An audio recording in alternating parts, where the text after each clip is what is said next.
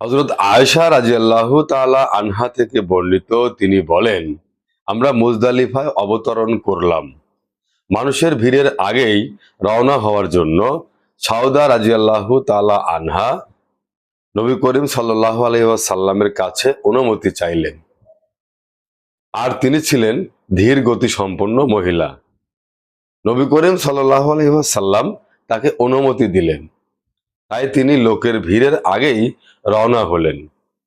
আর আমরা সকাল পর্যন্ত সেখানেই অবস্থান করলাম। এরপর রাসূলুল্লাহ সাল্লাল্লাহু আলাইহি ওয়াসাল্লাম রওনা হলেন, আমরাও তার সাথে রওনা হলাম। সাউদার মতো আমিও যদি রাসূলুল্লাহ সাল্লাল্লাহু আলাইহি ওয়াসাল্লামের নিকট অনুমতি চেয়ে নিতাম, তাহলে তা আমার জন্য যে কোনো খুশির কারণ থেকে অধিক সন্তুষ্টির ব্যাপার হতো। হাদিস নম্বর 1576।